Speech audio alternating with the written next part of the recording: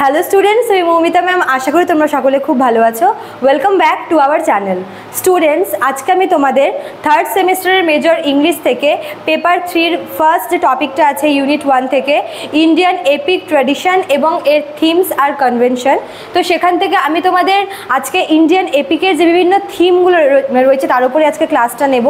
এখানে তোমাদের মোট আমি 7টা থিমের পয়েন্ট লিখেছি। তোমাদের প্রতিটা পয়েন্ট আমি ভালো করে বুঝিয়ে দেবো এক এক করে।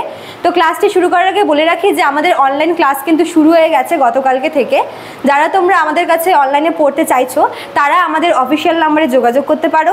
আমাদের অফিসিয়াল নাম্বার দুটো আছে, একটা হচ্ছে 6295916282 আর একটা হচ্ছে 7076398606। ঠিক আছে, দেখো দেওয়াও আছে নাম্বার দুটো এখানে।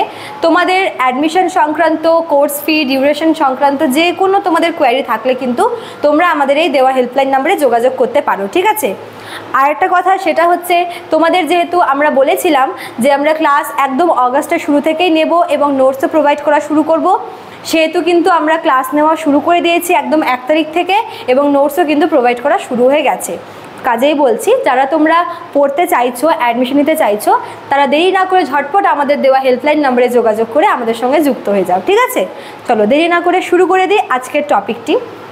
দেখো, থিমস অফ ইন্ডিয়ান এপিক। তোমাদের এর আগের দিন আমি ফার্স্ট ক্লাস নিয়েছিলাম, সেখানে তোমাদের আমি ইন্ডিয়ান এপিক কী এবং এপিক ট্র্যাডিশন কী সেটা বুঝিয়েছিলাম।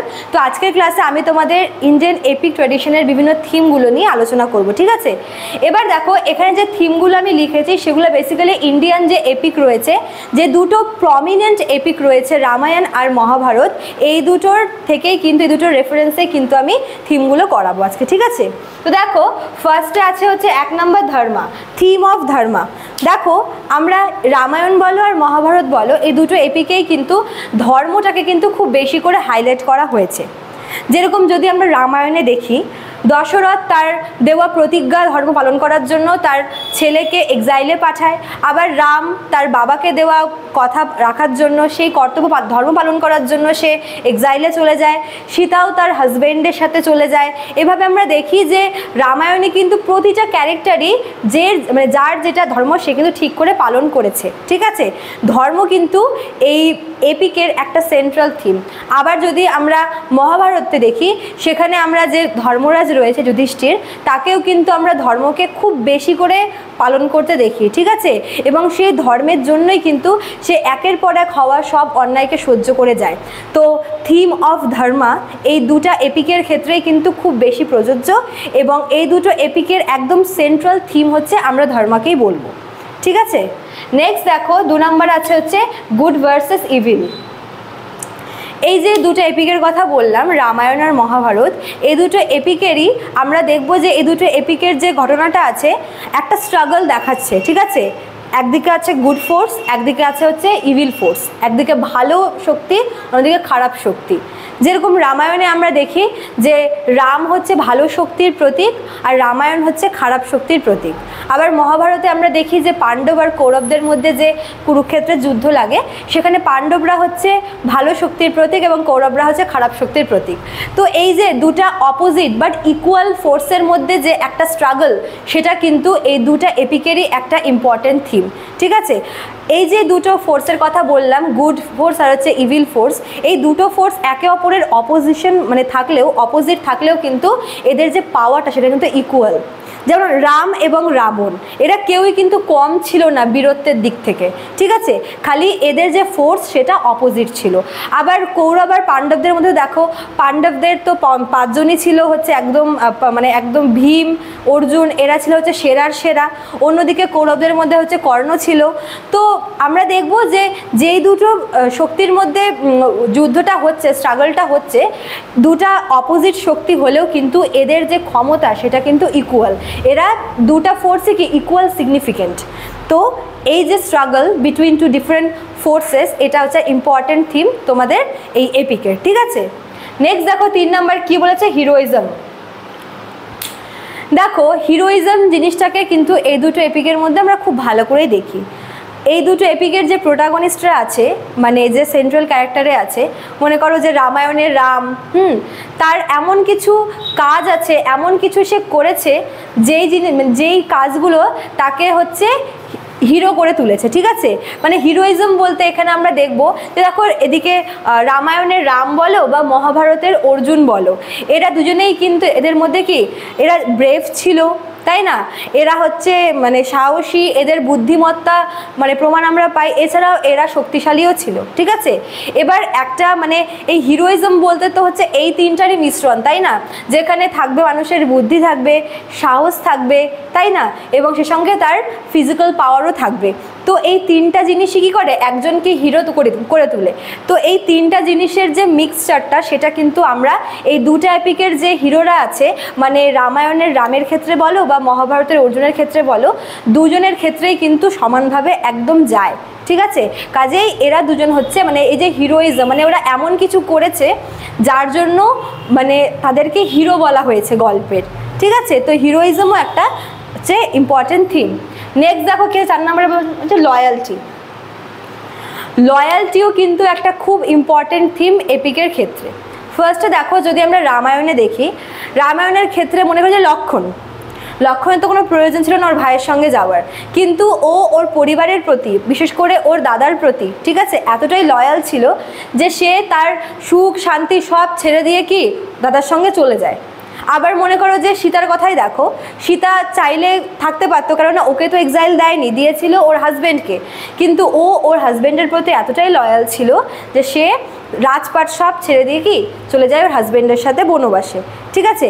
আবার দেখো হনুমান নিজে এত পাওয়ারফুল থাকা সত্ত্বেও ও কিন্তু রামকে নিজের গুরু মানত এবং তার প্রতি যথেষ্ট লয়াল ছিল, এবং এই লয়ালটির জন্য সে কিন্তু অনেক এমন কাজ করেছে, আর তা না হলে কিন্তু সীতা উদ্ধার করা পসিবল ছিল না, ঠিক আছে।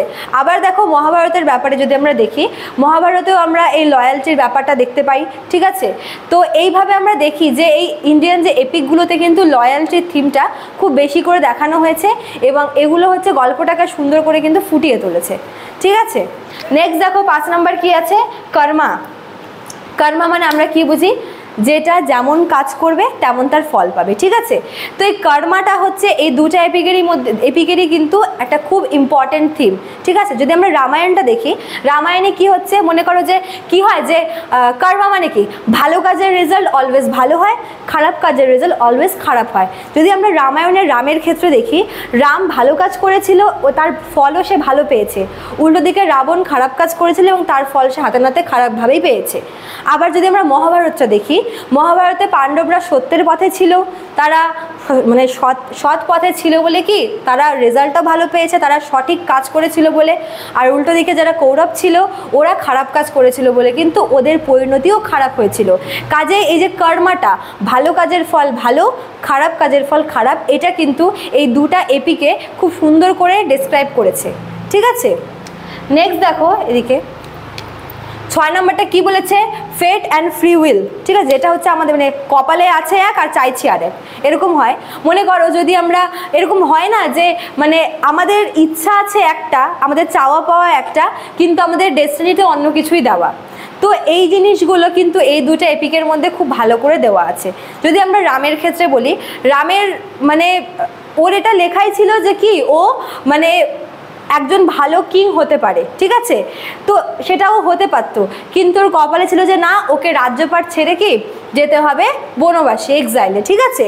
তো এখানে একটা কি আমরা এই যে ভাগ্য আর ইচ্ছা, ঠিক আছে, মানুষের চাওয়া আর হচ্ছে মানুষের ভাগ্যের মধ্যে একটা আমরা কি বলতে পারবো যে সংঘর্ষ আমরা দেখতে পাই, ঠিক আছে।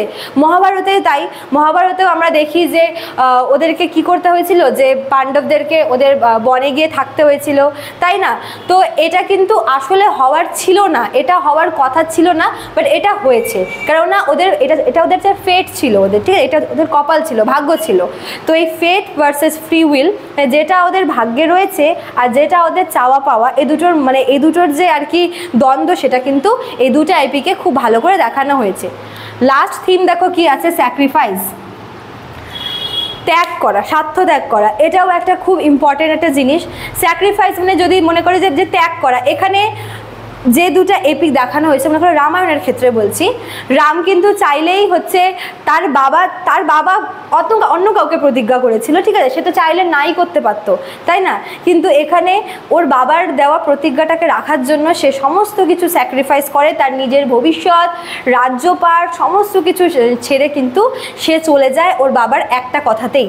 আবার দেখো সীতাকেও দেখো, সেও কিন্তু তার মানে আরামের জীবনযাপন সমস্ত কিছু স্যাক্রিফাইস করে সে তার স্বামীর হাত ধরে চলে যায়। আবার লক্ষণের ক্ষেত্রেও ঠিক তাই। আবার এদিকে দেখো মহাভারতের ক্ষেত্রেও আমরা দেখি যে এখানে কুন্তি কী করে, সে তাকে তার ছেলেকে কর্ণকে স্যাক্রিফাইস করতে হয়, তার জন্ম রহস্য সেটাকে সবার কাছ থেকে হাইড করে রাখতে হয়, অনেক কিছুই স্যাক্রিফাইস করতে হয়েছে, ঠিক আছে। এই দু টাইপেই আমরা দেখব যে ক্যারেক্টারদের মধ্যে ক্যারেক্টাররা সবসময় না একটা ডিলেমার মধ্যে আছে, একটা দ্বন্দ্বের মধ্যে আছে যে কি করব না করব, এবং আমরা দেখি ফাইনালি যে যেটা হওয়ার না সেটাই কিন্তু হয়। হ্যাঁ, আর তাদের এই যে স্যাক্রিফাইসটা যেটা তারা করে, মানে কোনো একটা কিছুর জন্য, নিজেদের ধর্মটাকে রক্ষা করার জন্য তারা যে স্যাক্রিফাইসটা করে, তার বদলা মানে তার যে আর কি রিটার্ন তারা কিন্তু খুব ভালো করেই পায়, ঠিক আছে। যেটা স্যাক্রিফাইস করবে তার মানে সেটা ঘুরে ফিরে কিন্তু আরও ভালো এবং আরও বড় কিছু হয়ে তার কাছেই ফিরে আসে, সেটার কথাতেই আছে। তো এখানেও আমরা দেখি যে রাম এই যে স্যাক্রিফাইস করেছিল বলে সে কিন্তু পরে আবার তার ওয়াইফকে নিয়ে, তার ভাইকে নিয়ে আবার সে অযোধ্যায় ফিরে আসে, ঠিক আছে। অন্যদিকে তোমার পাণ্ডবরাও কিন্তু আবার মানে পাণ্ডবদের ব্যাপার কি ছিল, ওদের এক্সাইলে যেতে হয়েছিল, বাট লোকজন কিন্তু ওদেরকেই বেশি সাপোর্ট করতো, ঠিক আছে। এটাই হচ্ছে কি, ওরা স্যাক্রিফাইস করেছিল, বাট কোথাও না কোথাও গিয়ে ওরা কিন্তু জিতে যায়, ঠিক আছে। তো এটাও তোমাদের একটা মেজর থিম, এই স্যাক্রিফাইসটা। তো এই 7টা থিম তোমাদের মেন হচ্ছে এপিক ট্র্যাডিশন থেকে, ইন্ডিয়ান এপিক ট্র্যাডিশন থেকে এই থিমগুলো তোমরা পড়বে, ঠিক আছে। আশা করি তোমরা ক্লাসটা বুঝতে পারলে। এরপরের ক্লাসে আমি তোমাদের কনভেনশনগুলো আলোচনা করব, আজকে শুধুমাত্র তোমাদের থিমটাই আলোচনা করলাম। তো আশা করি তোমাদের ক্লাসটি বুঝতে কোনো প্রবলেম হয়নি। ভালো লাগলে অবশ্যই লাইক কমেন্ট করবে, শেয়ার করবে। দেখা হচ্ছে নেক্সট ক্লাসে। Thank you.